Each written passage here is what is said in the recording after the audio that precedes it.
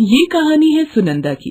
शादी के दूसरे ही साल एक हादसे में उसके पति रमेश की मौत हो गई थी, जिसके बाद सुनंदा पर बूढ़े सास ससुर की जिम्मेदारी आ जाती है। आइए देखते हैं कि पति की मौत के बाद सुनंदा ने पहली दिवाली कैसे मनाई और कैसे अपने सास ससुर की सेवा की। सुनंदा की नई नई शादी हुई थी।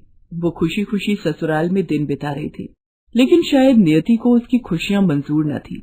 शादी को 1 साल बीता ही था कि सुनंदा पर दुखों का पहाड़ टूट पड़ा।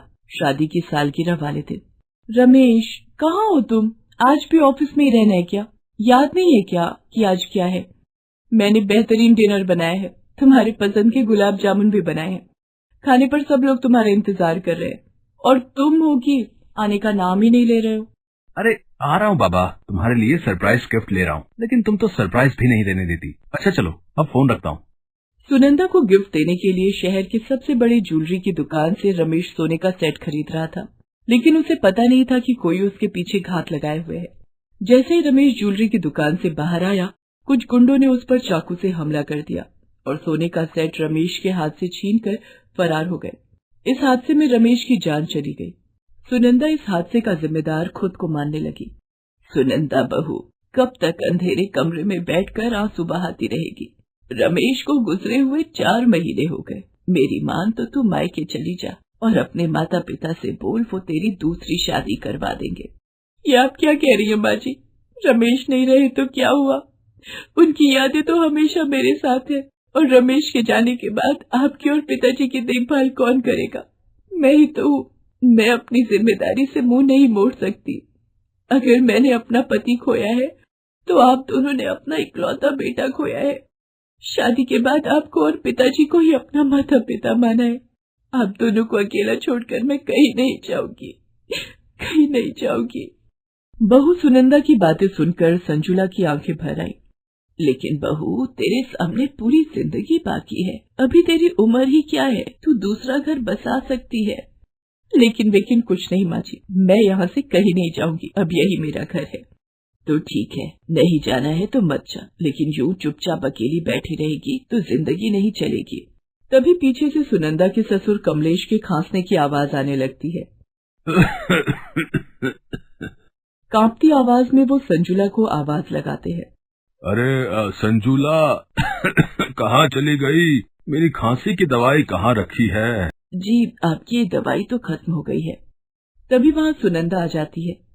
माँ, पिताजी, मैं कल से काम की तलाश में बाहर जाऊंगी। रमेश के जाने के बाद से घर की आर्थिक हालत बहुत खराब हो गई है। लेकिन बहू, तू क्या काम करेगी? मैं कुछ न कुछ कर लूंगी पिताजी। घर का राशन, सास ससुर की दवाइयाँ, ये सारे खर्च कैसे चलेंगे? ये सोच सोच कर सुनंदा रात भर सो नहीं पाई। दूसरे दिन वो काम की तलाश में बाहर निकल पड़ी। काफी तलाश करने के बाद भी उसे कहीं काम नहीं मिला। लोग अकेली औरत समझकर उस पर बुरी नजर डालते थे। सुनंदा ऐसी जगह काम नहीं करना चाहती थी। निराश होकर एक दिन वो घर लौट रही थी कि तभी पड़ोस की सरला चाची ने उसे आवाज लगाई। अरे सुनंदा, तुम सुनंदा हो ना, संजुला की बहू? जी चाची जी, प्रणाम। मैं सुनंदा ही हूँ। बहुत बुरा हुआ तुम लोगों के साथ, लेकिन तुम कहाँ से आ रही हो और बहुत परेशान लग रही हो? क्या बात है? काम की तलाश में गई थी चाची जी, लेकिन कहीं नौकरी नहीं मिली। बहू, बुरा ना मानो तो जब तक तुम्हें काम नहीं मिलता है, मेरे घर पर काम कर लो। खाना बनाना और घर की साफ सफाई करना, इससे तुम्हारा और तुम्हारे सास ससुर का खर्चा पानी निकल जाएगा। ठीक है चाची जी, मैं कल से काम पर आ जाऊंगी। दूसरे दिन से सुनंदा सरला चाची के घर पर काम करने लगती है। वो घर के सारे काम करती। ये सब करना उसे अच्छा तो नहीं लग रहा था, लेकिन घर की जरूरतों ने उसे मजबूर कर दिया था। एक दिन, अरे सुनंदा, कल काम पर थोड़ा जल्दी आ जाना। घर की साफ सफाई करनी है, पूरे घर के पर्दे और चादर भी धोने हैं। दिवाली आने वाली है ना। ठीक है चाची जी। काम खत्म करके सुनंदा सरला चाची के घर से बाहर तो निकल आई, लेकिन सरला चाची की बातें उसके कानों में अभी भी गूंज रही थी। दिवाली आने वाली है ना। सुनंदा को रमेश के साथ बिताई हुई पहली दिवाली बहुत याद आने लगी। कैसे रमेश ने उसे सोने की अंगूठी गिफ्ट की थी और सासू माँ ने उसे घर की लक्ष्मी कहते हुए उसे खानदानी सोने के कंगन दिए थे। लेकिन रमेश के जाने के बाद सुनंदा की ये पहली दिवाली थी। अब सब कुछ खत्म हो चुका था। रमेश के बिना अब कैसी दिवाली? माँ और पिताजी अपने दिल को कैसे समझाएंगे? उन्होंने तो अपना इकलौता बेटा खोया है। बेटे के बिना वो दिवाली कैसे मनाएंगे? मुझे ही अब उनका बेटा बनना होगा। ये सब सोचते हुए सुनंदा घर पहुंच जाती है। आ गई बहू, थक गई होगी ना? मैंने खाना बना दिया है, तू खाना खा के आराम कर ले। माँ जी, ये लीजिए पिताजी की खांसी की दवाई। तू हमारा कितना ध्यान रखती है बहू, भगवान तेरे जैसी बहू सबको दे। माँ जी, मैं तो आप लोगों के लिए कुछ नहीं कर पा रही हूँ। दिवाली का त्योहार आने वाला है, लेकिन मैं आप लोगों की दिवाली भी रोशन नहीं कर सकती। बहू, तूने एक बहू होकर भी हम बूढ़ों की जिम्मेदारी उठाई है, ये क्या कम है? तू चाहती तो अपनी जिंदगी की शुरुआत नए सिरे से कर सकती थी, लेकिन तूने ऐसा नहीं किया। यही हमारे लिए दिवाली का तोहफा है। तू बहू नहीं, बेटी है। माँ जी, हम दिवाली का त्योहार नहीं मना सकते तो क्या हुआ? कम से कम अपने घर की साफ सफाई तो कर ही सकते हैं। मैं कल सरला चाची के घर काम पर जल्दी जाऊंगी। वहाँ से आने के बाद मैं यहाँ घर की साफ सफाई करूंगी। ठीक है सुनंदा बहू, जैसा तुझे ठीक लगे। दूसरे दिन सुनंदा सुबह तड़के ही सरला चाची के घर पहुँच जाती है, लेकिन आज दरवाजा सुनंदा चाची की जगह किसी और ने खोला। जी आप? आओ आओ, तुम संजुला चाची की बहू सुनंदा हो ना? तुम मुझे नहीं पहचानती हो, लेकिन मैं तुम्हें पहचानती हूँ। तुम्हारी शादी पर मैं आई थी, तब तुम्हें देखा था। तुम तो उस समय घूंघट में थी, इसलिए मुझे नहीं देख पाई होगी। जी, मैं यहाँ काम करती हूँ। हाँ हाँ, माँ ने मुझे सब बता दिया है कि कैसे रमेश भैया के जाने के बाद चाचा और चाची जी की जिम्मेदारी तुमने संभाल ली है। जी, मैं तो उनके लिए वो सब नहीं कर पा रही हूँ जो रमेश करते थे। अब देखिए ना, दिवाली आने वाली है, लेकिन हमारा घर रोशन करने के लिए मेरे पास कुछ नहीं है। मैं माँ और पिताजी को पहनने के लिए नए कपड़े तक नहीं दे सकती हूँ। एक साल में सब कुछ कितना बदल गया है। तभी वहाँ सरला चाची आ जाती है। अरे सुनंदा, तू आ गई। जा, पहले स्टोर रूम की सफाई कर दे, उसके बाद छत की सफाई कर देना। छत में बहुत कबाड़ भरा पड़ा है, सब उतार कर नीचे ले आ, कबाड़ी वाले को बेच देंगे। जी चाची जी। सुनंदा पहले स्टोर रूम की साफ सफाई करती है, उसके बाद वो सफाई करने के लिए छत पर जाती है। छत पर इप्शिता का 5 साल का बेटा रोहन पटाखे चला रहा था।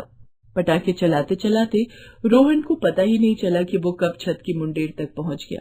रोहन ने छत की मुंडेर के पास जाकर अनार जलाया और उसे जलता हुआ देखने के लिए छत की मुंडेर से नीचे की तरफ झांकने लगा।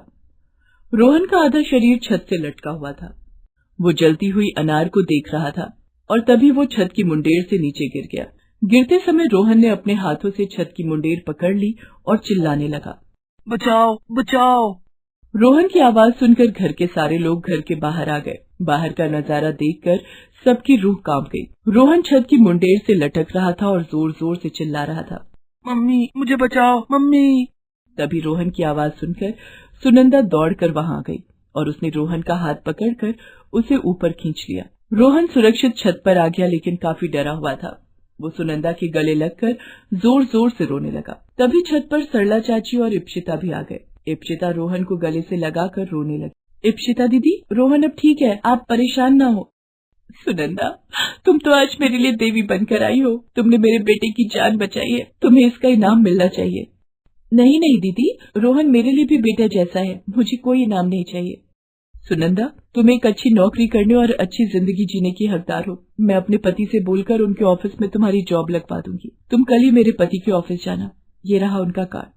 दूसरे दिन सुनंदा इप्शिता की बताई हुई जगह पर नौकरी के लिए इंटरव्यू देने जाती है और उसे वहाँ जॉब भी मिल जाती है। इप्शिता दीदी, आपका बहुत बहुत धन्यवाद। आपकी वजह से आज मुझे अच्छी जॉब मिल गई है। धन्यवाद तो मुझे तुम्हारा करना है। ये कुछ नए कपड़े हैं तुम्हारे लिए और चाचा चाची के लिए।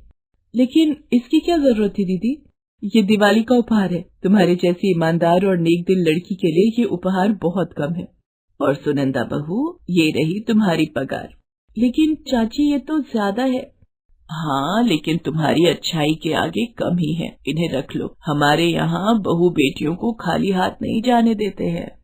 सुनंदा उन कपड़ों और पैसों को लेकर घर आ गई और संजुला और कमलेश को सारी बात बताई। सुनंदा ने अपनी सास संजुला और ससुर कमलेश के साथ मिलकर दिवाली का त्योहार मनाया और लक्ष्मी पूजन किया। सुनंदा अब रोज ऑफिस जाने लगी। सुनंदा ने तय कर लिया था कि अपने सास और ससुर को कभी भी उनके बेटे रमेश की कमी नहीं खलने देगी और उनकी हर दिवाली रोशन कर देगी।